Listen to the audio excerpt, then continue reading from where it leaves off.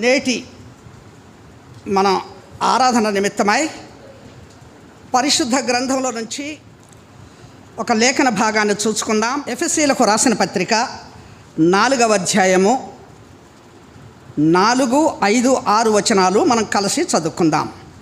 శరీరం ఒక్కటే, ఆత్మయు ఒక్కడే, ఆ ప్రకారమే మీ పిలుపు విషయమై ఒక్కటే నిరీక్షణ ఉండుటకు పిలువబడితిరి. ప్రభువు ఒక్కడే, విశ్వాసం ఒక్కటే, బాప్తిస్మం ఒక్కటే, అందరికీ తండ్రి అయిన దేవుడు ఒక్కడే. ఆయన అందరికీ పైగా ఉన్నవాడై అందరిలోనూ వ్యాపించి అందరిలో ఉన్నాడు. చాలు. ఒక విశేషమైన ఒక అద్భుతమైన సంగతి చదివిన లేఖన భాగాల్లో మనం చూస్తున్నాం. ఈ 3 వచనాల్లో కూడా ఒక్కటే, ఒక్కడే అనే మాట మనం పదే పదే చూస్తాం. ఈ 3 వచనాల్లో ఈ మాట 7 మారులు ఉంది. 7 మారులు ఉంది. 7 సంపూర్ణతకు గుర్తు. అంటే ఈ ఒక్కడైన దేవుడు సంపూర్ణుడైన దేవుడు. గమనించుదాం.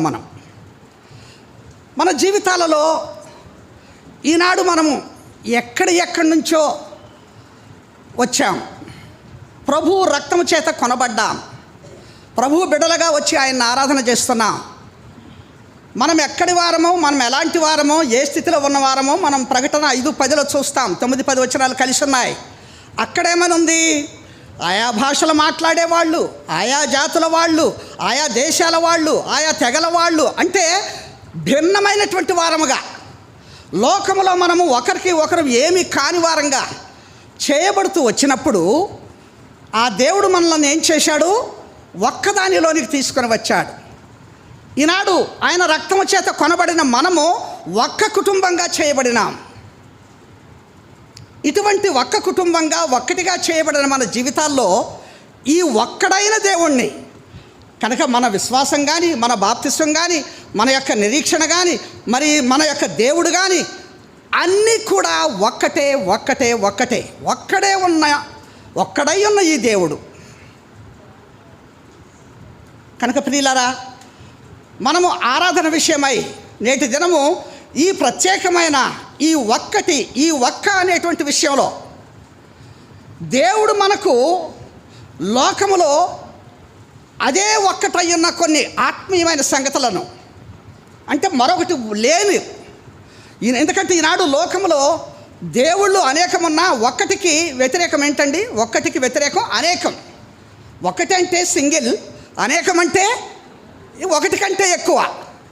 కనుక ఈనాడు ఒక్కటే అయి ఉన్న దేవుడు మనకు లోకములో అనేకంగా ఉన్న దేవుళ్ళ వలన పొందని ఆ ఒక్క అద్భుతమైన ఆత్మీయమైన సంగతులను దేవుడు మనకు అనుగ్రహించాడు. అయితే లోకంలో ఉన్న పరిస్థితి చూడండి ఒకసారి. 1 కొరింథీ పత్రిక 8వ అధ్యాయము 5-6 వచనాలు గమనించండి. దేవతలు అనబడిన వారును, ప్రభువులు అనబడిన వారును అనేకులున్నారు. ఆకాశమందైనను భూమి మీదనైనను దేవతలు అనబడినవి ఉన్నను మనకు ఒక్కడే దేవుడున్నాడు. ఆయన తండ్రి. ఆయన నుండి సమస్తమును కలిగెను. ఆయన నిమిత్తము మనమున్నాము. మరియు మనకు ప్రభువు ఒక్కడే, ఆయన యేసుక్రీస్తు. ఆయన ద్వారా సమస్తమును కలిగెను.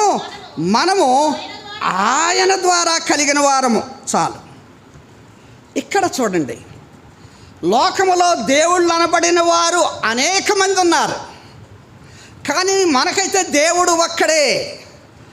ఆ అనేక మంది దేవుళ్ళ వలన మనము పొందలేని ఆ ఒక్క ఆత్మీయమైనటువంటి సంగతులు ఈ ఒక్కడై ఉన్న దేవుడు మనకిచ్చాడు. ఆ తండ్రి అయిన దేవుడు సమస్తమును కలిగిస్తే ఆ కుమారుడైన దేవుడు లేకుండా ఏదీ కలగలేదు. అక్కడ అదే మనం చూస్తాం 1 కొరింథీలో. చూడండి, అక్కడ ఏమంటున్నారంటే ఆయన నుండి సమస్తమును కలిగెను, ఆయన యేసుక్రీస్తు, ఆయన ద్వారా సమస్తమును కలిగెను. తండ్రి అయిన దేవుని ద్వారా సమస్తమును కలిగెను, కుమారుడైన దేవుని ద్వారా దేవుడు మనకు సమస్తమును కలిగించాడు. అందుకనే యోహాను సువార్త 1:2 అంటాడు, కలిగి ఉన్నదేదియు ఆయన లేకుండా కలగలేదు. చూసారా, యేసు ప్రభువు లేకుండా మనకు ఏది కలగలేదు. ఎందుకనంటే ఆ ప్రభువు ఒక ప్రధానమైన శిల్పి. అంటే సమస్తమును తండ్రి అయిన దేవుడు ఈ లోకములో ఎంత సృష్టించినా ఆ సృష్టి నిర్మాణకుడైన ఆ తండ్రి అయిన దేవుడు ఆ ప్రధాన శిల్పి అయినటువంటి ప్రభువు ద్వారా కలిగించాడు. అందుకనే తండ్రి అయిన దేవుడు క్రియేటర్ అయితే కుమారుడైన దేవుడు డైరెక్టర్ కదా. ఒక చిత్రాన్ని తీయాలంటే 24 ఫ్రేమ్స్ అంటారు. ఒక సినిమా రంగంలో ఒక సినిమాని తీయటానికి 24 ఫ్రేములు ఉంటాయి. 24 ఫ్రేములు అంటే లైట్ బాయ్ దగ్గర నుంచి డైరెక్టర్ వరకు 24 బ్రాంచెస్, విభాగాలు ఉంటేనే ఒక సినిమా తెరకెక్కుతుంది.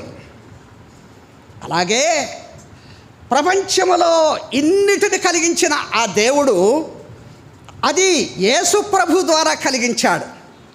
అందుకని అంటాడు కదా, సామెతల గ్రంథం 8వ అధ్యాయంలో మీరు 23 నుంచి 30 వరకు చదివితే అక్కడ ఏమి కలిగినా ఆ ప్రభువు ప్రధాన శిల్పిగా చూచి ఆనందిస్తూ వచ్చాడట. అంటే ప్రధాన శిల్పి అంటే దేనిని చెక్కటానికైనా దేనిని నిర్మించటానికైనా ఒక ప్రధానమైనటువంటి సూత్రధారుడుగా ఉన్నటువంటి దేవుడు. ఇంత అద్భుతమైనటువంటి ఈ దేవుడు ఇన్ని దేవుళ్ళ మధ్య లోకంలో ఈనాడు దేవుళ్ళు అనబడిన వారు అనేక మంది ఉన్నా, ఎంతమంది ఉన్నా ఏ దేవుడు ఏది కూడా మనుషులకు అవసరమైనటువంటిని కలిగించినటువంటి ఆ దేవుళ్ళు ఈ ఒక్కడై ఉన్న ఈ దేవుడు మనకు కొన్ని ఆత్మీయమైన అద్భుతమైన సంగతులను కలిగించి ఈనాడు వాటి ద్వారా మనమందరం కూడా సంతోషంగా ఆరాధించేటువంటి ఆ యొక్క ధన్యతలోనికి మనల్ని తీసుకొని వచ్చాడు. కనుక ప్రియులారా, ఆ సత్యాలు ఎరిగి మనం నేటి దినం ప్రభువుని ఆరాధన చేద్దాం. ఇదొక ఇంట్రడక్షన్. అంటే మన దేవుడు ఒక్కడు, లోకంలో దేవుళ్ళు అనేకులు. ఆ అనేకులైన దేవుళ్ళు ఇవ్వని కలిగించని సంగతులు ఈ ఒక్కడై ఉన్న దేవుడు ఒక్క కుటుంబంగా చేయబడిన మన జీవితాలకు ఆ ఒక్కటి అన్న అద్భుతమైన ఆత్మీయమైన సంగతులు మనకు ఆయన కలిగించాడు.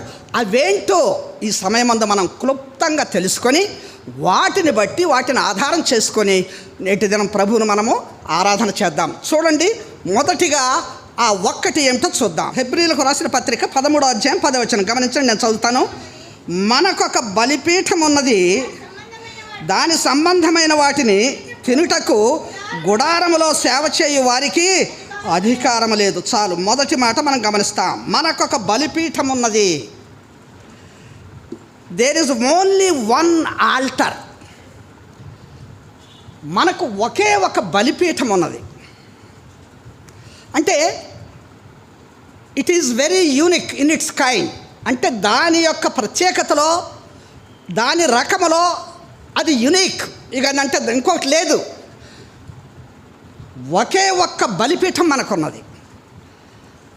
ఆ బలిపీఠమే ఆ యొక్క కల్వరి కొండపైన ప్రభు అర్పించబడుతూ వచ్చినటువంటి యాగమైపోయినటువంటి బలిపీఠం. బలిపీఠం దేనికి ఉంటుంది?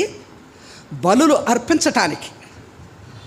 ఆనాడు మన పితరులైనటువంటి వాళ్ళు బలిపీఠాలు నిర్మించి ఆ బలిపీఠాల మీద దేవుడు కోరుకొనిన శ్రేష్టమైనటువంటి వాటిని బలులు అర్పిస్తూ వచ్చేవాళ్ళు, జీవాలను అర్పిస్తూ వచ్చేవాళ్ళు. అటువంటి బలిపీఠము దేవుడు మన కొరకు సిద్ధపరిచాడు. మనకొక్క బలిపీఠం ఉన్నది. ఆ బలిపీఠము ఎవరయ్యా అంటే యేసు ప్రభు. ఆయన ఆ బలిపీఠం మీద బలియాగమైనటువంటి గొర్రెపిల్ల. ఆ బలియాగం ద్వారా ఈనాడు మనము దేవుని బిడ్డలంగా ఆయన సంఘములో చేర్చబడుతూ వచ్చాం. ఆయనను ఆరాధిస్తున్నాం. మీరు గమనించండి, లోకములో ఇన్ని దేవుళ్ళు ఇంతమంది ఉన్నా ఎవరైనా బలి అయినటువంటి వారు, ఎవరైనా బలిపీఠం ఎక్కినటువంటి వారు ఉన్నారా? లేరు కదా. ఆ ప్రభువు ఒక్కడే. ఆయన మనకు బలిపీఠమును సిద్ధం చేసి బలియాగమైనటువంటి దేవుడు కదా. అందుకనే మనకు ఒక్క బలిపీఠము. ఈ ఒక్క అనే మాటను మీరు జాగ్రత్తగా గమనించండి, జాగ్రత్తగా వినండి. ఒకే ఒక్క బలిపీఠం. లోకములో మరెవ్వరూ ఇటువంటి బలిపీఠమును సిద్ధపరిచి ఆ బలిపీఠం మీద యాగమైపోయిన ఏ దేవుడు లేడు. అయితే లోకములోని శాస్త్రాలన్నీ ఘోషిస్తూనే ఉంటాయి, కానీ వాళ్ళ సత్యాన్ని ఎరగరు. అది విచిత్రం. చాలామంది కూడా బ్రాహ్మలు, పూజారులు సంస్కృత శ్లోకాలు మరి వాళ్ళు వల్లెవేస్తూ అహం బ్రహ్మోస్మి అంటారు యజ్ఞాలు చేసేటప్పుడు. అహం బ్రహ్మోస్మి, అహం అనగా దేవుడు. అలాగే అహం యజ్ఞోస్మి, కనుక అహం యజ్ఞోస్మి అంటే యజ్ఞమైపోయిన దేవుడు అని అర్థం. మరి వల్లెవేస్తున్నారు ఈ శ్లోకాలు, ఈ శాస్త్రాలు. ఆ యజ్ఞమైపోయిన దేవుడు ఎవరు అని నువ్వు ఏ శాస్త్రంలో నన్ను చూస్తే నీకెవరు కనిపిస్తారు? యేసు ప్రభువే కనిపిస్తాడు. యజ్ఞమైపోయిన దేవుడు ఎవరు? యేసు ప్రభువే. సత్యం ఎరగక చాలామంది అనేకమైనటువంటి దేవుళ్ళ వైపు వెళ్ళిపోతూ ఏ బలిపీఠము లేని, ఏ బలియాగము చేయని దేవుళ్లకు, జీవము లేని దేవుళ్లకు వాళ్ళు మ్రొక్కుతూ ఆరాధిస్తూ లోకములో వెళ్ళిపోతూ ఉన్నారు. అయితే ప్రియులారా, దేవుడు మనకు ఒక బలిపీఠం ఇచ్చాడు. ఆ బలిపీఠం మీద ఆయనే యజ్ఞమైపోయాడు, ఆయన యాగమైపోయాడు. ఇట్టి బలిపీఠమును దేవుడు మనకు అనుగ్రహించాడు. ఈ ఒక్క బలిపీఠము ప్రవచన రూపంగా ఎప్పుడో చెప్పాడు ప్రభు. మీరు యెషయా గ్రంథము 25వ అధ్యాయము 7-8 వచనాల్లో మనం గమనించినట్లయితే, ప్రతివాని ముఖం మీద ఉన్న బాష్ప బిందువును తుడిచివేసి ఇక మరణము మరెన్నడను ఉండకుండా దాన్ని మృంగివేసి మన మరణపు ముసుకులను మన మీద నుంచి తొలగించిన వాడు అని మనం చూస్తాం. అంటే ప్రవచన రూపంగా దేవుడు మనకు ఒక బలిపీఠమును సిద్ధం చేసి దాని మీద బలియాగమైపోతాడు. గొప్ప విందును ఆ కల్వరి కొండపైన ఆయన మనకు ఆ బలిపీఠం మీద ఏర్పాటు చేస్తాడనే సంగతి యెషయా గ్రంథంలో ప్రవచన రూపంగా మనం చూస్తున్నాం. ఆయన బలి కావలసి వచ్చింది, అందుకొరకు ఆయన బలిపీఠాన్ని సిద్ధం చేశాడు మన కోసం. మీరు హెబ్రీ 2:14 చూస్తారు. మీరు ఆ పిల్లలు రక్తమాంసములు గలవారైనందున జీవితకాలమంతా మరణ భయం చేత దాస్యమునకు లోనైన మన బ్రతుకులను విడిపించటానికి ఆయన కూడా రక్తమాంసములలో పాలివాడైనటువంటి వాడు. అందుకనే ఆయన ఒక శరీరాన్ని ధరించి ఆ శరీరములో మాంసము, ఆ శరీరములో రక్తాన్ని కలిగి అదృశ్య రూపి అయిన ద్రవగాహమైన తేజస్సులో నివసించే ఆ దేవుడు ఈ లోకానికి వచ్చి బలిపీఠం మీద యాగమైన కారణాన ఈనాడు మనకు ఒక స్వేచ్ఛ, సంతోషాలతో కూడిన జీవితాన్ని ఇచ్చాడు. ఆయన శరీరాన్ని ఆ కల్వరి శిలువలో చీల్చబడి ఆ యొక్క తెరను తొలగించి వేశాడు. అందుకని ప్రభు శిలువలో చనిపోయినప్పుడు యాజకులు ఆరాధించే పరిశుద్ధ స్థలంలోని తెర చిరిగిపోయింది. అంటే పాపి అయిన ఒక మనుష్యుడికి పరిశుద్ధ స్థలంలోనికి ప్రవేశము ప్రభు యొక్క శరీరం అనే తెర చిరిగిపోవటం వల్ల అనుగ్రహించాడు. ఇవాళ మనల్ని రాజులుగా, యాజకులుగా చేశాడు. ఒకప్పుడు యాజకుడు మాత్రమే ఆ దేవాలయంలో పరిశుద్ధ తెర లోపలికి వెళ్ళాల్సినటువంటి వాడు. ఇవాళ మనం అందరము కూడా తెరలోనికి ప్రవేశించే ధన్యత ఇచ్చాడు. ఇది ఎటువంటి బలియాగము, ఇది ఎటువంటి బలిపీఠము చూసారా? ఈ ఉదయకాలము ఈ శ్రేష్టమైనటువంటి ఈ బలి పీఠమును గూర్చి మనం ఆలోచన చేద్దాం. అందుకే దేవుడు మనలను తన స్వరక్తం ఇచ్చి సంపాదించిన సంఘంలో చేర్చాడు. కనుక ప్రియమైనటువంటి సహోదరి సహోదరుడా, దేవుడు ఎంత శ్రేష్టమైనటువంటి దీవెనకరమైనటువంటి సంగతులు మన కొరకు ఆ ఒక్కటిగా సిద్ధపరుస్తూ వచ్చాడో మనము ఎరుగుతూ వస్తుంటున్నాం. ఈ సంగతులన్నీ కూడా తెలిసిన వారమై మనము యాత్రలో ముందుకు సాగుదాం. ఈ ఒక్కటై ఉన్న బలిపీఠాన్ని మనం ఇప్పుడు చూసాం. రెండవది మరొక ఒకటే ఉన్న సంగతి ఏంటో చూద్దాం. హెబ్రీ పత్రిక 8వ అధ్యాయము 2వ వచనం గమనించండి. మేము వివరించుచున్న సంగతులలోని సారాంశమేదనగా మనకు అట్టి ప్రధాన యాజకుడు ఒకడున్నాడు. చాలు, మనకు అట్టి ప్రధాన యాజకుడు ఒకడున్నాడు. చూడండి, there is only one high priest. ఒక్కడే ప్రధాన యాజకుడు. లోకములో మరొక ప్రధాన యాజకుడు లేడు. మనకు ఒక్కడైన ప్రధాన యాజకుడు ఉన్నాడు. ఎవరా ప్రధాన యాజకుడు? యేసు ప్రభు. ఒక ప్రధాన యాజకుడు చేసే పని పాపభరితమైన ప్రజల యొక్క పాపాలను పరిశుద్ధ దేవుని సన్నిధికి తీసుకొని పోయి వీళ్ళ పాపముల విషయమై ప్రాయశ్చిత్తం కొరకు దేవుని సన్నిధిలో వేడుకొని మధ్యవర్తిగా పనిచేసేవాడు ప్రధాన యాజకుడు. ఈనాడు ఆ తండ్రి అయిన దేవుని యొద్దకు చేరలేని స్థితిలో మనము దూరస్థలముగా ఉన్నప్పుడు, ఆ దేవుడెవరో మనకు తెలియనప్పుడు, ఆ దేవుడెవరో మనకు కంటికి కనపడనప్పుడు, ఆ ప్రభువే మనకు దేవునికి మధ్యవర్తిగా శరీరధారిగా ఈ లోకానికి వచ్చి మనకొక ప్రధాన యాజకుడయ్యాడు. ఈ ప్రధాన యాజకుని యొక్క శ్రేష్టత ఏంటో తెలుసా? పైన చూడండి, హెబ్రీ పత్రిక 7వ అధ్యాయము, అక్కడ మనం 25వ వచనంలో చూస్తాము. ఈయన తన ద్వారా దేవుని యొద్దకు వచ్చు వారి పక్షమున విజ్ఞాపనము చేయుటకు నిరంతరము జీవించుచున్నాడు గనుక వారిని సంపూర్ణముగా రక్షించుటకు శక్తిమంతుడై ఉన్నాడు. చాలు. ఈయన నిరంతరము ప్రజల విషయమై విజ్ఞాపన చేసి తండ్రి దగ్గర మనల్ని రక్షించుటకు శక్తిమంతుడైన ప్రధాన యాజకుడు, జీవించే ప్రధాన యాజకుడు. చూసారా, దేవుడు ఎటువంటి ప్రధాన యాజకుడిని మన కొరకు ఒక్కడిగా సిద్ధపరిచాడు గమనించండి. కనుక ప్రియులరా, ఇంత గొప్ప దేవుడు, ఇంత గొప్ప ఆధిక్యత, మరి ఇంత గొప్ప మహిమ ప్రభావములు కలిగిన ఈ దేవుడు మనందరి కోసము మనలో ఒకడిగా, మన వంటి వాడుగా, అక్కడే చూస్తాం. హెబ్రీ పత్రిక 2వ అధ్యాయము 17-18 వచనాలు గమనించండి. 17వ వచనం గమనించండి, 2వ అధ్యాయం.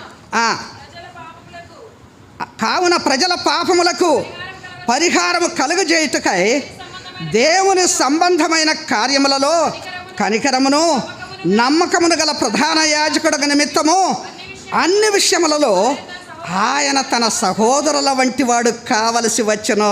చాలు. అబ్బా, ఇంత దేవుడు, ఇంత మహిమాప్రభావం కలిగిన ఈ దేవుడు మనల్ని రక్షించు నిమిత్తము అన్ని విషయములలో తన సహోదరుల వంటి వాడు కావలసి వచ్చాడు. ఒక సామాన్యుడైన మనుషుడిగా వచ్చాడు. ఏ గొప్ప ఆధిక్యతలు లేనివాడుగా ఈ లోకంలోనికి వచ్చాడు. అందుకనే ఈ సత్యం ఎరగని లోకములోని అన్యులు అనేక మంది అన్య దేవతలను ఆరాధించేవాళ్ళు, వాళ్ళ దేవుళ్ళ యొక్క గొప్పతనాలు చెప్తూ ఉంటారు. కానీ మనం చెప్పుకోవటానికి మన దేవునిలో ఆ గొప్పతనం కనపడదు. ఎందుకు? గొప్పతనాల కోసం దేవుళ్ళు వస్తే ఉపయోగం ఏమన్నది? ఒక పాపి వాడి పాపములోనే నశించిపోతే, నరకానికి పోతే ఆ దేవుళ్ళ గొప్పతనం ఏమన్నది? ఆ దేవుళ్ళు అంటారు దుష్ట శిక్షణ, శిష్ట రక్షణ, అందుకోసం అవతారాలు ఇచ్చామని ఆ దేవుడు చెప్తూ ఉంటారు. కానీ నేను పాపులను పిలువవచ్చితని, పాపులను రక్షించుటకు వచ్చితనని చెప్పిన ఈ దేవుడు ఎక్కడ? పాపంలో ఉన్నవారిని నశింపజేసి శిక్షించి నీతిమంతులను నేను కాపాడతామని చెప్పి ఆ దేవుళ్ళు ఎక్కడ? మనం నీతిమంతులు అయితే మనకు దేవుడు ఎందుకండి? మనకు రక్షకుడు ఎందుకండి?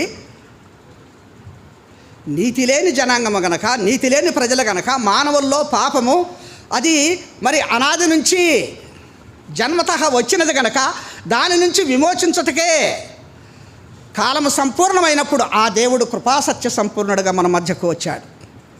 మన కొరకు బలియాగమయ్యాడు, మన కొరకు ప్రధాన యాజకుడు అయ్యాడు. కనుక ఇంత గొప్ప ప్రధాన యాజకుడు మనకున్నాడు. ఇది అద్భుతం కదా. ఒకే ఒక్క ప్రధాన యాజకుడు, మరి ఎక్కడా లేడు, ఇంకొకడు లేడు. ఇట్టి అద్భుతమైన ఆత్మీయమైన సంగతిని మనకు దేవుడు సిద్ధపరిచి, ఏర్పరిచి, కలిగించి ఈనాడు ఆ ఒక్కడై ఉన్న దేవుడు లోకములో ఆ ఒక్కటి అయిన సంగతులు ఆయన మాత్రమే మనకు అనుగ్రహిస్తూ వచ్చినట్లుగా దేవుని వాక్యంలో మనం చూస్తుంటున్నాం. ఇక మూడవది మరొక సంగతి, ఆ ఒక్క సంగతి ఏంటో చూద్దామా?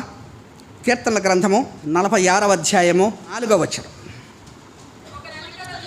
ఒక నది కలదు, దాని కాలువలు దేవుని పట్టణమును, సర్వోన్నతుని మందిరపు పరిశుద్ధ స్థలమును సంతోషపరచుచున్నవి. చాలు.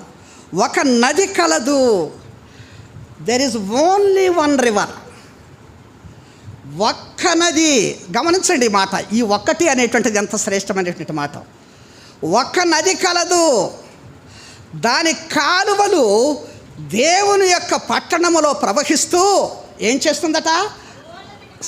సర్వోన్నతుని మందిరపు పరిశుద్ధ స్థలమును సంతోషపరచుచున్నవి. ఇది సంతోషపరిచే నది, సంతోషానందాలు కలిగించే నది. ఈ నది ఏమిటో తెలుసా? ఈ నీరేంటో తెలుసా? ఈ కాలువలేంటో తెలుసా? పరిశుద్ధాత్మ, పరిశుద్ధాత్ముడు. దేవుడు మన జీవితాలలో మనకు ఆ పరిశుద్ధాత్మను నింపుతూ వచ్చాడు. ఆ పరిశుద్ధాత్మ మన జీవితాలలో నింపబడుతూ వచ్చినప్పుడు, ఆ పరిశుద్ధాత్ముడు మన జీవితాల్లో నివాసం చేస్తున్నప్పుడు మనం ఏమవుతామట? ఆనందభరితులమవుతామట. ఆ పట్టణము ఆ సంతోషానందాలతో నింపబడుతూ ఉంటుందట. అది ఒకే ఒక్క నది. ఆ నది పరిశుద్ధాత్మకు సాదృశ్యంగా ఉంది. ఈనాడు మన జీవితాలలో ఒకప్పుడు సంతోషం లేదు, ఒకప్పుడు ఆనందం లేదు, ఒకప్పుడు మరి విశ్రాంతి లేదు, ఒకప్పుడు వెలుగు లేదు, ఒకప్పుడు జీవం లేదు. ఇటువంటి స్థితిలోనున్న మనకు ఆయన ఒక నదిగా వచ్చి మనలో ప్రవేశించాడు. అందువల్ల ఇప్పుడు మనం ఏమైనాము? ఆ ప్రవచనం చూడండి, ఒక మాట. యెషయా గ్రంథము 61 మొదటి 3 వచనాలు. ప్రభువగు యెహోవా ఆత్మ నా మీదకు వచ్చి ఉన్నది, దీనులకు సువర్తమానము ప్రకటించుటకును, యెహోవా నన్ను అభిషేకించను, నలిగిన హృదయము గల వారిని దృఢపరచుటకును, చెరలోనున్న వారికి విడుదలను, బంధింపబడిన వారికి విముక్తిని ప్రకటించుటకును, యెహోవా హితవత్సరమును మన దేవుని ప్రతిదండన దినమును ప్రకటించుటకును, దుఃఖాక్రాంతులందరిని ఓదార్చుటకును, సియోనులో దుఃఖించు వారికి ఉల్లాస వస్త్రములు ధరింపజేయుటకును, బూడిదకు ప్రతిగా పూదండను, దుఃఖమునకు ప్రతిగా ఆనంద తైలమును, భారభరితమైన ఆత్మకు ప్రతిగా స్తుతి వస్త్రమును వారికిచ్చుటకును ఆయనను పంపి ఉన్నాడు. చాలు. అద్భుతమైన ప్రవచనం. ఇదే ఆ నది, ఇదే ఆ నది. ఆ మొదటి వచనంలోనే మనం చూస్తాం కదా, ప్రభువుగా యెహోవా ఆత్మ నా మీదికి వచ్చి ఉన్నది. ఆ ఆత్మ మనలోనికి వచ్చి ఉన్నది. తద్వారా ఆ ఆత్మ ద్వారా మన జీవితాలలో ఏ విధమైన వెలుగు, జీవము, సంతోషము, ఆనందము, స్తుతి లేని బ్రతుకుల్లో అవన్నీ మనకు కలిగించాడు, అవన్నీ మనకు కలిగించాడు. కనుక ఆ నది ఆ దేవుని పట్టణములో అందరినీ ఆనందింపజేస్తూ ప్రవహింపజేస్తూ ఉన్నది. ఈ ఒక్క నది లోకములో మన దేవుని ద్వారా మనం పొందుకున్నాం. ఈనాడు లోకములో యేసయ్యను ఎరిగిన తర్వాత, మనం రక్షణ మారు మనసు పొంది బాప్తిసం తీసుకున్న తర్వాత ఆ పరిశుద్ధాత్మ దేవుడు మనకు వరముగా ఇవ్వబడుతూ వచ్చినట్లుగా మనం చూస్తాం అపొస్తలుల కార్యాలు 2:38 ప్రకారం. కనుక ఆ వరమే ఈనాడు మనల్ని ఇలా ఆనందించటానికి, సంతోషించటానికి, సమాధానకరమైన జీవితం జీవించటానికి మనకు సహాయపడుతూ వస్తుంది. ప్రియులారా, ఎంత అద్భుతమైనటువంటి సంగతి! ఒక్కడయ్యున్న ఈ దేవుడు లోకములో మనకిచ్చే ఈ ఒక్కటి అయినా ఈ నది, ఈ పరిశుద్ధాత్మ వరాన్ని మన జీవితాల్లో పొందుకుంటున్నప్పుడు మనము ఇట్టి ఆనందాన్ని మనలో నుంచి ప్రవహింపజేసే వారంగా ఉంటున్నామా? కనుక ఈ నది అంటే ఏంటో, ఈ జలం అంటే ఏంటో ప్రభువు కూడా ఒక మాట చెప్పాడు. గమనించండి. యోహాను సువార్త 7వ అధ్యాయము 38-39 వచనాలు. యోహాను సువార్త ఆ పండుగలో మహాదినమైన అంత్యదినమున యేసు నిలచి, ఎవడైనను దప్పికొని ఎడల నా యొద్దకు వచ్చి దప్పి తీర్చుకొనవలెను. నా యందు విశ్వాసముంచువాడెవడో లేఖనము చెప్పినట్లు వాని కడుపులో నుండి జీవజల నదులు పారునని బిగ్గరగా చెప్పెను. క్రింద మాట చదవండి. తన యందు విశ్వాసముంచువారు పొందబోవు ఆత్మను గూర్చి ఆయన ఈ మాట చెప్పాడు. చూడండి, తన యందు విశ్వాసముంచువారు పొందబోవు ఆత్మను గూర్చి ప్రభు ఈ మాట చెప్పాడు. ఈ ఆత్మను పొందినప్పుడు ఏమవుతుందంట? మీ కడుపులలో నుండి జీవజల నదులు ప్రవహిస్తాయి, పారతాయి. అదే ఆ నది. ఈనాడు మన జీవితాలకు ప్రభువు మనకు ఇట్టి ఆత్మను, పరిశుద్ధాత్మను వరముగా ఇచ్చి మనలో ప్రవహింపజేస్తూ ఈ నది లోపల నుంచి ప్రవహిస్తూ ఉంటే పైకి అది పెళ్ళుపుకుతా ఉంటే దానిలో నుంచి ఈ సంతోషము, ఈ ఆనందము, ఈ జీవము, ఈ స్తుతి పైకి వస్తూ ఉంటాయి. మరి విశ్వాస సంబంధమైన జీవితంలో ఈనాడు సంఘాలలో చాలామంది బ్రతుకుల్లో చూస్తున్నప్పుడు నాకు చాలా ఆశ్చర్యం వేస్తూ ఉంటుంది. ఇటువంటి నదినిచ్చిన ఈ దేవుడు, ఇటువంటి ఆత్మను పొందుకున్నటువంటి ఈ ప్రజలు ఈ ఆత్మ ద్వారా కలిగి ఉండవలసినటువంటి వాటిని పైకి మనము ప్రవహింపజేస్తున్నామా? ఈ నది మనలో నుంచి ప్రవహిస్తూ ఉంటే ఆ ప్రవాహంలో ఏమి కనిపించాలా? ప్రేమ, సంతోషము, సమాధానము, దీర్ఘశాంతము, దయాళుత్వము, మంచితనము, విశ్వాసము, సాత్వికము, ఆశా నిగ్రహము ప్రవాహంలో కనిపిస్తున్నాయా? మరి కొందరు బ్రతుకుల్లో ఇవి కనపడవెందుకు? ఈ సంతోషానాలు కనపడవెందుకు? ఈ సమాధాన సంతోషాలు కనపడవెందుకు? దేవుని వాగ్దానమేమో మీరు యెషయా 66:12 చూస్తే, నది వలె సమాధానమును నేను మీ యొద్దకు ప్రవహింపజేస్తా. ఈ సమాధానం అనే ప్రవాహము, ఈ సంతోషం అనే ప్రవాహము, ఈ జీవం అనే ప్రవాహము మన బ్రతుకుల్లో ఏది? అందుకని నాకు డౌట్ వస్తుంది. వేషధారణ భక్తిలో విశ్వాసమని చెప్పుకునే మన బ్రతుకుల్లో ఆత్మలేని జీవితము. అందుకనే ఇది వేషధారణతో కూడిన కపటమైనటువంటి మారు మనసు జీవితం అనిపిస్తుంది నాకు. ఒక పాపి నిజమైన మారు మనసు పొందితే, ఒక పాపి క్రీస్తు యేసులోనికి బాప్తిస్మం పొందితే, గలతీ 3:27 ప్రకారము బాప్తిస్మం పొందిన మనము క్రీస్తు యేసును ధరించుకున్నాం కదా. ఆ క్రీస్తును ధరించుకున్న మన జీవితాల్లో ఆ క్రీస్తు స్వరూపము, ఆ క్రీస్తు యొక్క నడవడిక, ఆ క్రీస్తు యొక్క ప్రవర్తన, ఆ క్రీస్తు యొక్క క్రియలు మన బ్రతుకుల్లో కనపడకపోతే నీ మారు మనసు డౌటే కదా, నీ బ్రతుకు డౌటే కదా. ఈనాడు సంఘంలో విశ్వాసులైన వాళ్ళ జీవితాల్లో ఈ నది ప్రవహిస్తుందా? ఈ నది ప్రవహిస్తుందా? ఈ ప్రవహించే నది బయటకు వస్తున్నప్పుడు దానిలో ఇవి కనిపిస్తున్నాయా? జాగ్రత్త. దేవుడు వేశ్యలనైనా క్షమిస్తాడు, వేషధారులను క్షమించడు. జాగ్రత్త. దేవుడు ఇంత ఒక్కటై ఉన్న ఆ యొక్క ఆత్మను, ఆ వరమును మనకు అనుగ్రహిస్తే, ఆ వరమును లోపల పొందిన మన జీవితాల్లో మన ప్రవర్తన ద్వారా, మన క్రియల ద్వారా, మన సాక్ష్యం ద్వారా, మన బ్రతుకు ద్వారా చూపిస్తున్నామా? ఎరుగుదాం, ఈ సత్యాలు ఎరుగుదాం. మనం ఒట్టిగా వల్లవేసినటువంటి చిలక పలుకులు, చిలక మాటలతో ప్రభువుని ఆరాధించటము అది ప్రభువుకి ఇష్టం ఉండదు. అనుభవంతో కూడిన ఆరాధన కావాలా, సత్యముతో కూడిన ఆరాధన కావాలా, క్రియలతో కూడిన ఆరాధన కావాలా. మన గొప్పతాన్ని ప్రదర్శించుకొని మన వేషాన్ని చూపించుకోవటానికి కాదు దేవుని సన్నిధిలో ఆరాధనకు వచ్చింది మనం. కనుక ప్రియులారా, ఈ సంగతులు ఎరుగుదాం మనం. కనుక ఒక్క నది కలదు, ఆ నది దేవుని పట్టణమును సంతోషపరుస్తూ ఉంది. సంతోషానందాలతో కూడినది పరిశుద్ధాత్మ జీవితం అంటే. అందుకని ఒక మాట చూడండి, రోమాపత్రిక 14:17 చదవండి. రోమాపత్రిక 14:17. దేవుని రాజ్యము భోజనమును పానమును కాదు కానీ నీతియు సమాధానమును పరిశుద్ధాత్మ యందలి ఆనందమునై ఉన్నది. పరిశుద్ధాత్మ యందలి ఆనందం. ఆ పరిశుద్ధాత్మ మనలో నింపబడ చేత, ఆ పరిశుద్ధాత్మ మనలోనికి రావటం చేత ఆ ఆనందం మనం పైకి ప్రవహింపజేస్తున్నామా? ఆ సమాధానం మనం పైకి ప్రవహింపజేస్తున్నామా? కనుక ప్రభు అంటున్నాడు, మీ కడుపులలో నుండి జీవజల నదులు ప్రవహిస్తాయి. మనము ఈ సంగతులన్నీ తెలుసుకుందాం.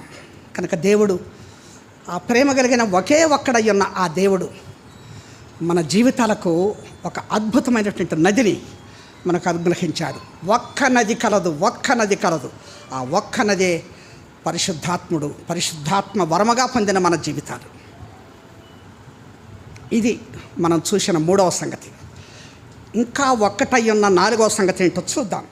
నిర్గమకాండము 33వ అధ్యాయము 21-22 వచనాలు గమనించండి. మరియు యెహోవా, ఇదిగో నా సమీపమున ఒక స్థలం ఉన్నది. ఇక్కడ అంటున్నాడు, మరి యెహోవా ఇదిగో నా సమీపమున ఒక స్థలం ఉన్నది, ఒక స్థలం ఉన్నది. There is only one place. ఇక్కడ ఒక్క స్థలం ఏంటి, ఆ ఒక్క సంగతి ఏంటంటే there is only one place, ఒక్క స్థలం ఉన్నది. ఆ స్థలం ఏంటో తెలుసా? బండ అంటాడు కదా, ఈ బండ మీద నీవు నిలబడు, నేను నిన్ను దాటిపోతున్నప్పుడు నా చేతితో నిన్ను కప్పుతా, నా వెనుక పార్శ్వాన్ని నువ్వు చూస్తావు. నశించిపోకుండా, నాశనమైపోకుండా, దేవుని ఉగ్రతకు బలైపోకుండా మనం కాపాడబడి కొరకై ఆ దేవుడు మనకు ఆ బండ మీద ఒక స్థలాన్ని సిద్ధం చేశాడు. ఒకే ఒక స్థలం అది. ఆ స్థలము ఆ బండ మీదనే ఉన్నది. ఆ బండ ఎవరో కాదు, యేసు ప్రభువే. 1 కొరింథీ 10:4 వ్రాయబడినట్లుగా. కనుక ఆ బండ క్రీస్తే. ఆ బండ మీద మోషే నిలబడుతున్నప్పుడు దేవుడు మోషేను దాటిపోవటం చూస్తున్నాడు. ఈనాడు మన జీవితాల్లో ఇట్టి ఒకే ఒక స్థలమును మనము కాపాడబడుటకు, మనం భద్రం చేయబడుటకు, లోకములో మనము ఆయన యొక్క రక్షణ ముద్ర చేత మనలను శత్రువు తాకకుండా, మనలను శత్రువు నష్టపరచకుండా ఉండటానికి ఆయన మనకు సిద్ధపరిచిన ఆ స్థలము ఆ బండ. ఆ బండ, ఆ క్రీస్తు యేసు అనే బండ. మనం ఎక్కడ సంచారం చేస్తున్నాం? ఆ బండ మీద నిలిచి ఉంటున్నామా? ఆ బండను దిగిపోయి లోకములు అనేక సార్లు మనం ఇష్టం వచ్చినట్టుగా సంచరించి శత్రువు యొక్క దాడులకు గురవుతున్నామా? ఆ ప్రభు అంటున్నాడు, మీరు పరమగీతాలో 2:14 చూస్తే ఆ మాట రాయబడింది, బండ సందులలో ఎగురు నా పావురమా, పేటు బీటులను ఆశ్రయించు నా పావురమా, నీ స్వరము మధురము, నీ ముఖము మనోహరము, నీ ముఖము నాకు కనబడనిమ్ము, నీ స్వరము నాకు వినబడనిమ్ము. చాలా బండ సందులలో ఎగిరే నా పావురమా. ఎవరైతే ఆయన మనకు సిద్ధపరిచిన ఆ బండ మీద స్థలములో నిలిచి ఉంటారో, ఆ బండ సందులలో దాచబడి ఉంటారో, వారు దేవునికి అతి ప్రియమైన వారు. ఆహా, నా పావురమా, నీ స్వరం ఎంత మధురము, నీ ముఖము ఎంత మనోహరము. ఈనాడు దేవుని ప్రజల్లో ఈ ముఖాలలో ఈ సుందరము కనిపించాలా, ఈ స్వరాలలో ఈ మధురం కనిపించాలా, ఈ ముఖాలలో ఈ మనోహరం కనిపించాలా. ఉందా నీ స్వరముల మధురము? ఎటువంటి స్వరము? ఆ స్వరము నుంచి వచ్చే ఎటువంటి మాటలు? అది విశ్వాసికి తగినటువంటి మాటలేనా? అవి విశ్వాసికి తగినటువంటి వ్యాఖ్యానాలేనా? అవి రక్షించబడిన వారికి అవి సూచనలైనటువంటి కార్యాలేనా? నీ స్వరములో మధురం ఉందా? లోకములో దేవుని ప్రజల యొక్క స్వరము అన్యుల దగ్గర మధురంగా వినిపించగలుగుతున్నామా? 2 రకాలైనటువంటి ప్రవర్తనలతో, వేషాలతో లోకంలో మనం జీవిస్తూ ఉంటాం. ఆదివారం ఆరాధనకు మందిరానికి వస్తే ఎంతో వినయము, విధేయత, వినమ్రత, స్వరములో మాధుర్యం. బయటకు వెళితే గేటు దాటి బయటికి పోతే, రోడ్డు మీదకి పోతే తెలుస్తుంది మన స్వరము ఎలా ఉంటుందో. ప్రభు స్వరం నీకు లేదా? ప్రభువును పట్టుకొని తీసుకురండిరా అని పంపిన సైనికులే ప్రభు దగ్గరకు చేరి వచ్చిన ప్రజలకు ప్రభు బోధిస్తున్న మాటలు విని ఏ కార్యార్థమై వచ్చారో ప్రభు దగ్గరకు ఆయన బంధించి తీసుకొని రమ్మని పంపారు ప్రధాన యాజకుల వాళ్ళు. ఆ భటులు నిలబడి ఆ మాటలు అలాగే వింటున్నారట. విని వాళ్ళు ఎందుకు వచ్చారో మర్చిపోయినారు. ఆ మధురమైన మాటలు విని, ఆ ప్రభు యొక్క ఆశ్చర్యకరమైన సంగతులు, ఆత్మీయ సంగతులు విని ఆనందంతో, సంతోషంతో, ఎంత గొప్ప ప్రభువు, ఇంత మంచి మాటలు ఇవని చెప్పి వెనక్కి తిరిగిపోయినారు వాళ్ళ దగ్గరకు. వాళ్ళు ఆశ్చర్యపోతారు, పదరే ఏడి యేసు ఏడి, ఏది పట్టుకొచ్చారా? అయ్యా, ఆయన నోటి నుంచి వచ్చిన ఆ దయగల మాటలు మేమెప్పుడూ వినలేదయ్యా. ఎలాంటి మాటలు ప్రభు నోటి నుంచి వస్తాయి? మరి నీ నా నోటి నుంచి ఏం మాటలు వస్తాయి? ఎలా మాట్లాడతాము మనము? కనుక ప్రియులారా, జాగ్రత్త. మన జీవితాల్లో బండను విడిచిపెట్టామా? బండను విడిచిపెట్టి నీ ఇష్టం వచ్చినట్టుగా సంచారం చేసి ఎక్కడెక్కడో తిరిగి మరలా బండ మీదకి వస్తానంటావా?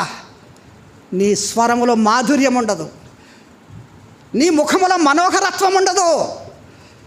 క్రీస్తు యేసు అనే బండ మీద నువ్వు నిలిచి ఉండటానికి తాపత్రయపడు. ఇష్టం వచ్చినట్లుగా కాకిలాగా ఎగిరిపోయి ఎగిరెగిరి ఎక్కడెక్కడో తిరిగి వస్తానన్నమాట. నోవహు ఓడలో కాకిని వదిలేస్తే వచ్చిందా మళ్ళా? కాకికి పవిత్రత, పరిశుద్ధత, శ్రేష్టమైన ఆశ్రయము అక్కర్లే. దానికి పీనుగుల పిండాకుడు, చచ్చిన యొక్క జంతువుల యొక్క కళేబరాలు దానికి ప్రీతి.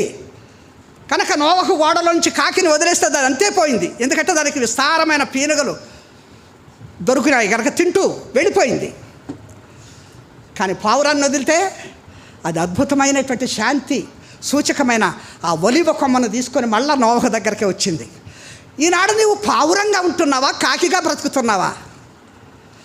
ఆ బండ మీద నువ్వు ఉన్నప్పుడే నీవు పావురంగా ఉంటావు. నీ స్వరము మధురంగా ఉంటుంది, నీ ముఖము మనోహరంగా ఉంటుంది. కనుక మనకు ఒక స్థలం ఉన్నది. ఆ స్థలం ఏంటంటే ప్రభువైన బండ. ఆ బండ మీద మనం నిలబడ్డాం. ఒకవేళ మన జీవితాల్లో ఇది అనుభవిస్తూ ఉంటే, ప్రభువా నీవు నాకు అద్భుతమైన బండగా ఉండి నాకు ఆశ్రయంగా ఉన్నావు, నన్ను కాపాడుతూ ఉన్నావు, నాకు ఒక శ్రేష్టమైనటువంటి సురక్షితమైనటువంటి స్థానాన్ని ఇచ్చినావు అని ఆరాధించే ఆరాధన నీ నోటి నుంచి రాగలుగుతుందా ఈ దినాన? నాకు దేవుడు శ్రేష్టమైన స్థలాన్ని, ఒకే ఒక స్థలాన్ని ఇచ్చాడని చెప్పగలిగిన ఆరాధన నీలో నుంచి రాగలుగుతుందా? పరిశీలన చేసుకుందాం. కనుక లోకములో మనం ఎట్లాగున్నా ఏమన్నా, ఎందుకంటే ఇదొక అరణ్యం లాంటి లోకము, అక్రమంతో కూడిన ఈ లోకము. ఈ లోకంలో మనం ఎవరి ఆనుకోవాలా, ఎవరి మీద మనం నిలబడాలంటే ఆ ప్రభు అయినటువంటి యేసుక్రీస్తు. కనుక పరమగీతాలు 8:5 మనం చూస్తాం, తన ప్రియుని మీద ఆనుకొని అరణ్య మార్గమున వచ్చున్నది యవతే. ఎవరు? ఆ ఎవరు అన్న దానిలో నీవు నేను ఉన్నామా? ఆ ప్రియుని మీద ఆనుకొని ఈ లోకమనే అరణ్యములో మనము సంచారం చేస్తూ ఉంటే, యాత్ర కొనసాగిస్తూ ఉంటే, ఆ ఒక్కరిగా ఎవరు అనే దానిలో నీవు నేను ఉన్నామా? ఉంటే దీవెన, ఆశీర్వాదం. ఎందుకంటే ఆ ఒక్క దేవుడు ఆ ఒక్క స్థలమును ఆయన మాత్రమే సిద్ధపరిచాడు. ఇది దేవుడు మనకు అనుగ్రహించిన గొప్పదైన దీవెనకరమైనటువంటి సంగతి. 4వ ఒక్కటి చూసాం. ఇక 5వ ఒక్కటి చూద్దాం. చూడండి, యోబు గ్రంథము 28వ అధ్యాయము 7వ వచనం. ఆ త్రోవ ఏ క్రూర పక్షికైనను తెలియదు, డేగ కన్నులు దాన్ని చూడలేదు. చాలు. ఆ త్రోవ ఏ క్రూర పక్షికైనను తెలియదు. చాలు. There is only one way. త్రోవ. త్రోవ అంటే మార్గము. త్రోవ అంటే మార్గము, దారి. ఆ త్రోవ ఏ క్రూర పక్షికైనది తెలియదు. అంటే ఒకే ఒక్క త్రోవ దేవుడు మన కొరకు సిద్ధపరిచాడు. లోకములో ఏ త్రోవలో వెళ్ళినా గమ్యాన్ని చేరలేవు. జాగ్రత్త. లోకములో ఇంతమంది దేవుళ్ళున్నా ఎవరు ఒక మంచి త్రోవను ఏర్పాటు చేసిన వారిగా చేసి ఇదే త్రోవ దీనిలో నడవండని చెప్పిన వాళ్ళు లేరు. కానీ ఆ ప్రభువు మనకు ఒక త్రోవను సిద్ధం చేశాడు. అది లోకములో రక్షణ లేని వారికి తెలియదు. యేసు ప్రభు అన్నాడు కదా యోహాను 14:6, నేనే మార్గమును సత్యమును జీవమును, నా ద్వారా తప్ప ఎవడ కూడా తండ్రి యొద్దకు రాడు. నేనే మార్గము, ద ఓన్లీ వే. అటువంటి ఒకే ఒక్క త్రోవను దేవుడు మన కొరకు సిద్ధపరిచాడు. ఈ త్రోవ ఎంత అద్భుతమైనదంటే, ఎంత ఆశీర్వాదకరమైనదంటే చూడండి, యెషయా గ్రంథము 35వ అధ్యాయం 8వ వచనంలో ఆ మాట చూద్దాం.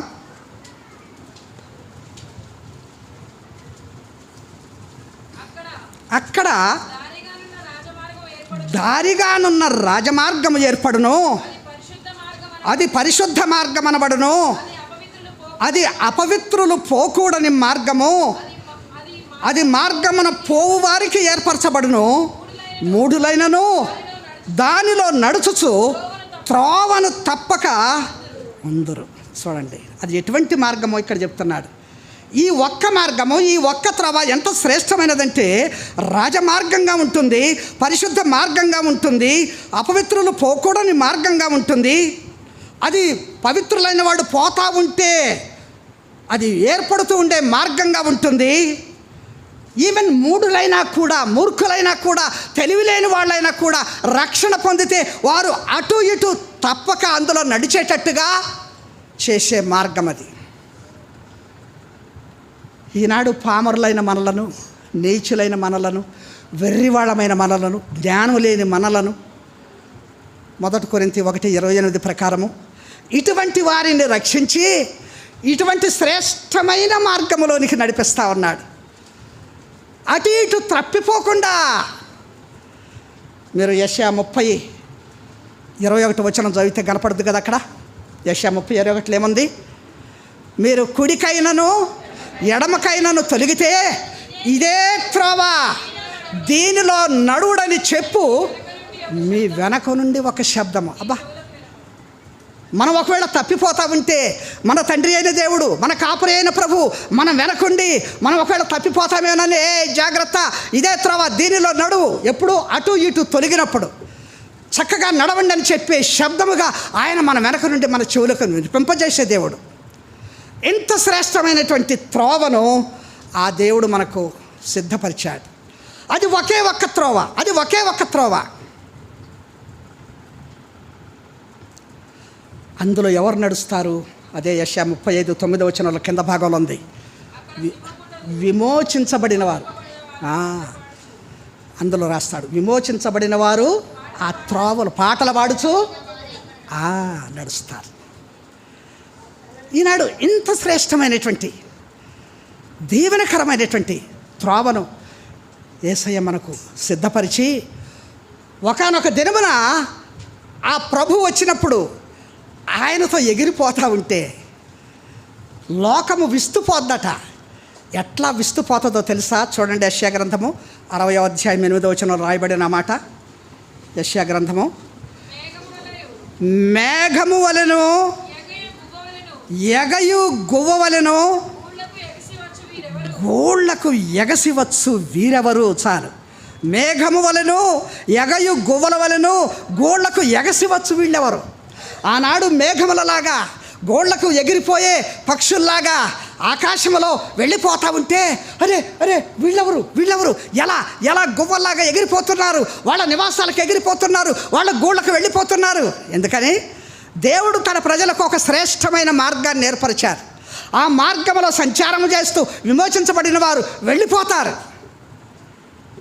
ఎంత అద్భుతము, ఎంత అద్భుతము! దేవుడు ఎంత చక్కని శ్రేష్టమైన మార్గాన్ని మన కొరకు సిద్ధపరిచాడు. ఆ మార్గం ద్వారా మనము ఆ తెరలో ప్రవేశించడానికి దేవుడు ఎలా తన శరీరాన్ని తెరగా చీల్చివేశాడు. ఇంత అద్భుతమైన ఆశీర్వాదాలు ఆ దేవుడు మనకు సిద్ధపరిచాడు. కనుక ఒకే ఒక్క మార్గము, ఆ మార్గము లోకములో ఇతరులకు ఎవరికి తెలియని మార్గము.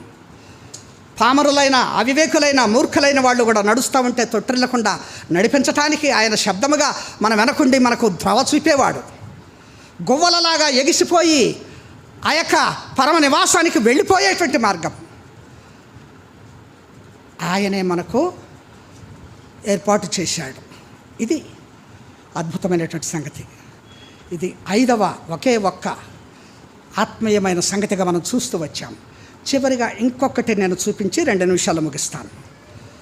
2వ కొరింథీ పత్రిక 5వ అధ్యాయం 1వ వచనం.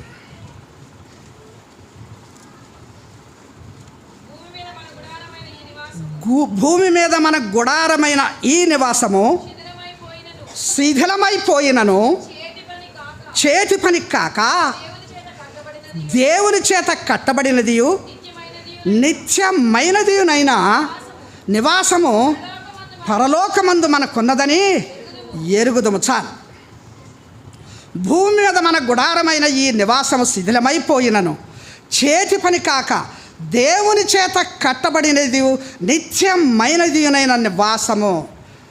The eternal only one habitation. దేవుని చేత కట్టబడినది నిత్యమైనటువంటి నివాసము, ఒకే ఒక్క నివాసం దేవుడు మన కొరకు సిద్ధపరిచాడు. ఈ లోకములో మన నివాసాలు శిథిలమైపోతాయి. చివరకు మన ప్రాణానికి గుడారముగా ఉన్న ఈ నివాసం ఏంటి? నివాసము శరీరం అనే గుడారం. మనలో ఉన్న ఆత్మను కప్పి ఉంచి మనలను కాపాడుతూ భద్రపరుస్తూ ఉన్న ఒక గుడారం ఇది. ఈ గుడారం శిథిలమైపోతుంది. కానీ చేతి పని కాక దేవుని చేత కట్టబడినటువంటి ఆ నిత్య నివాసం పరలోకములో దేవుడు మన కొరకు సిద్ధపరుస్తూ వచ్చాడు. అది ఒకే ఒక్క నివాసము, మరొకటి లేదు ఇంకా, అంతే. ఇట్టి నివాసాన్ని దేవుడు మన కొరకు ఈ లోకంలో సిద్ధపరుస్తూ ఉన్నాడు. అంత మాత్రమే కాదు, భౌతికమైన నివాసాలు మనం ఎన్నో కట్టుకుంటున్నాం. ఎన్ని గృహప్రవేశాలు చేయటం లేదు, గొప్ప గొప్ప విల్లాలు వస్తున్నాయి, ఇప్పుడు లగ్జరీ హౌసెస్ వస్తున్నాయి.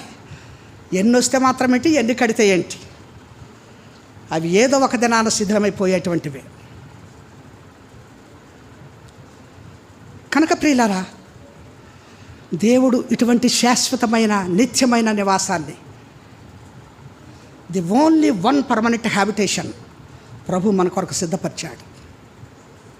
అందుకని యేసు ప్రభువు వారు ఏమన్నారు తెలుసా? యోహాను సువార్త 14వ అధ్యాయం 2-3 వచనాలు చదవండి, నేను ముగిస్తాను.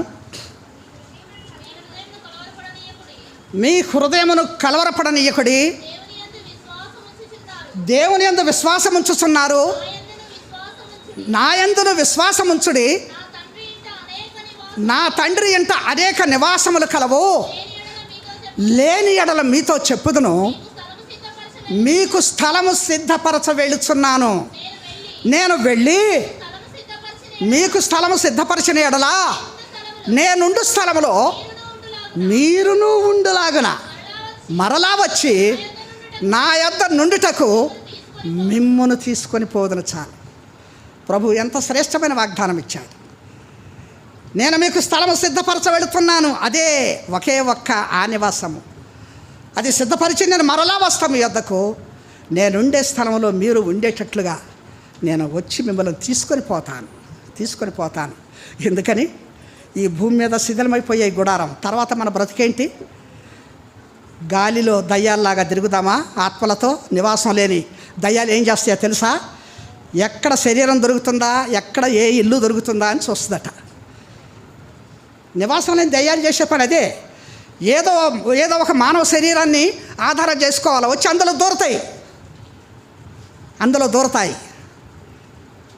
కానీ మనము దయ్యాలం కాదు, దైవపుత్రులం, దేవుని ఆత్మను కలిగి ఉన్నవారం. మనం అటు ఇటు గాలిలో తిరగం. ఈ గుడారం శిథిలమైపోయి చస్తే వెళ్ళిపోతాం నిత్య నివాసానికి. ఎంత అద్భుతమైన దీవెన! అందుకనే ఈ నివాసాన్ని దేనితో నింపుకున్నావు? బాహ్య శుద్ధితో, బాహ్య ఆచారాలతో, చక్కగా నీటుగా బయటికి కనిపించేటట్టుగా భక్తి వేషంతో, లోపల ఆ యొక్క దేవుని ఆత్మలేని జీవితాలతో వస్తే ఏదో ఒక దినాన ఏమవుతుంది? అరే, ఇది ఎంతో నీట్గా ఉంది, ఇల్లు శుభ్రంగా ఉంది, లోపల ఏది లేదు కనుక ఇందులో నేను దూరొచ్చు కదా. అట్ట దూరిన సంగతి కూడా ఉంది కదా. ఒక ఇల్లు శుభ్రం చేసి అందులో ఏమీ లేకపోవటం చూసి ఏం చేసింది? ఆ బయటికి పోయిన దయ్యం 7 దయ్యాలను తీసుకొని వచ్చింది. ఇప్పుడు ఎంత ఘోరంగా ఉంటుంది ఆ బ్రతుకు. కనుక ఈనాడు చాలామంది సున్నము కొట్టిన సమాధుల్లాగా ఉంటాం. పైకి శృంగారంగా కనిపిస్తాం, లోపల లేదు, శుభ్రత శుద్ధి లేదు, దయ్యాలకు నిలయంగా ఉంటుంది. కానీ దేవుడు మన కొరకు ఒక శ్రేష్టమైన నివాసాన్ని, ఆ ప్రభు ఎంత ప్రేమ కలిగిన వాడై ఆయన మన కొరకు సిద్ధపరిచిన ఆ స్థలంలో మనం ఉండుట కొరకై ఆయన మన ప్రధాన యాజకుడుగా ఏమి అడుగుతున్నాడో తండ్రిని తెలుసా? ఆ ఒక్క మాట చదువుకొని నేను ముగిస్తాను. చూడండి, యోహాను సువార్త 17వ అధ్యాయం 24వ వచనం. తండ్రి, నేను ఎక్కడ ఉందునో అక్కడ నీవు నాకు అనుగ్రహించిన వారును నాతో కూడా ఉండవలననియు నీవు నాకు అనుగ్రహించిన నా మహిమను వారు చూడవలననియు కోరుచున్నాను. చాలు తండ్రి, నీవు నాకు అనుగ్రహించిన వారు, నేను ఎక్కడ ఉంటానో అక్కడ వారు నాతో ఉండేటట్లుగా నాకు అవకాశం ఇవ్వు. నేను కోరుతున్నాను ఈ సంగతి, నా మహిమను వారికి ఇస్తున్నాను. దేవుడు ఇంత గొప్ప ప్రేమ మన పట్ల చూపి మనకింత గొప్ప నివాసాన్ని సిద్ధపరిచాడు. ఎందుకనంటే మన బ్రతుకు ఇక్కడ అశాశ్వతం. అమెరికాలో ఇప్పుడు గ్రీన్ కార్డు కోసం తన్నులాడుకుంటున్నారు. ట్రంప్ మంచిగా బిగించేశాడు. కానీ మనకైతే దేవుడు ఫిలిప్పీ 3:20 ఏం రాయబడి ఉంది? మన పౌరసత్వం మనం ఎక్కడదట? ఫిలిప్పీ 3:20 రాయబడి అనమాట. మన పౌరస్థితి పరలోకమందున్నది. చాలు, మన పౌరస్థితి పరలోకమందున్నది. మన సిటిజన్షిప్ అక్కడున్నది. అమెరికాలో గ్రీన్ కార్డు కోసం తాపత్రయపడక్కర్లా. నువ్వు ఎక్కడికి పోయినా, ఏ అమెరికాకి పోయినా ఇవన్నీ వదిలిపెట్టాల్సిందే. అసలైన పౌరస్థితి అక్కడ ఉంది. దాని కొరకు మనం సిద్ధపడాలి. అక్కడికి వెళ్ళటానికి మనం సిద్ధపడాలి. మన దేవుడు అక్కడ మనకు స్థలం, నివాసం, శాశ్వతమైన దాన్ని సిద్ధపరిచాడు. ఎంత ప్రేమ కలిగినటువంటి దేవుడు మనకొక ఒకే ఒక్క శాశ్వతమైన నివాసాన్ని మన కొరకు సిద్ధపరిచాడు. అనేకమైన సంగతులు ఉన్నాయి, మనము కొనసాగిస్తూ పోతూనే ఉంటుంది. కనుక ఈ అసలైన ఈ 6 శ్రేష్టమైన సంగతులు వెరుగుదాం. లోకంలో ఒక్కడే ఉన్న ఈ దేవుడు అనేకమైన దేవుళ్ళు కలిగించలేని ఆ ఒక్క సంగతులను, ఆ ఒక్కడై ఉన్న దేవుడు ఈ ఒక్కొక్క సంగతిని మన జీవితాలకు అనుగ్రహించి ఈనాడు ఈ యొక్క అద్వితీయమైనటువంటి సంగతులను మన కొరకు ఏర్పరిచాడు దేవుడు. అదే మనకు ఆయన సిద్ధపరిచిన ఆ ఒక్క బలిపీఠము, ఆ ఒక్క ప్రధాన యాజకుడు, ఆ ఒక్క నది, ఆ ఒక్క స్థలము, ఆ ఒక్క మార్గము, ఆ ఒక్క నివాసము. ఇవి ఒక్కొక్కటే లోకంలో మరెక్కడ ఇంకొకటి ఉండదు. ఇటువంటి అద్భుతమైన విషయాలను దేవుడు మన కొరకు సిద్ధపరిచి ఈ ఒక్క దేవుడు మనం కలిగి ఉన్నందుకు మనం ఎంత ఆనందించాలి. ఇట్టి విధానములో మన హృదయాలను సిద్ధం చేసుకొని ఒక్క శరీరముగా చేయబడి, ఒక్క సంఘములో చేర్చబడి, ఒక్క కుటుంబంగా చేర్చబడి, ఒక్క రక్తం చేత కొనబడిన మన జీవితాల్లో ఇంకా నేను ఒకటి కాదు, మేము అనేకము, వీడు ఆయనవాడు, వాడు ఆయనవాడు, మేము వేరు, వాళ్ళు వేరు, మా వర్గం వేరు, నా వర్గం వేరు, నా జీవితం వేరు, నేను వేరు అనే బ్రతుకు మనలో ఉంటే మనం ఎంతమాత్రం విశ్వాసం కాదు. అట్టి విధానము, అట్టి యొక్క మరి ఆలోచన మన జీవితాల్లో ఉంటే మనం ఆరాధన చేయకుండా ఉంటాం, నోరు మూసుకొని ఉంటాం. మంచిది. మనం ఒక్క శరీరంగా చేయబడ్డాం, ఒక్క రక్తం చేత కొనబడ్డాం. ఆ ఒక్కటిగా మనం లేనప్పుడు ఇన్ని ఒక్క సంగతులు మన ఆత్మీయ జీవితానికి ఏం మేలు చేస్తాయి? కనుక ఈ సత్యాలు ఎరిగి ఆ ఒక్కటిగా చేయబడి ఆ ఒక్క ఆత్మతో, ఒక్క మాటతో, ఒక్క ఐక్యతతో ప్రభువును మనం ఆరాధించడానికి మన హృదయాలను సిద్ధం చేసుకుందాం.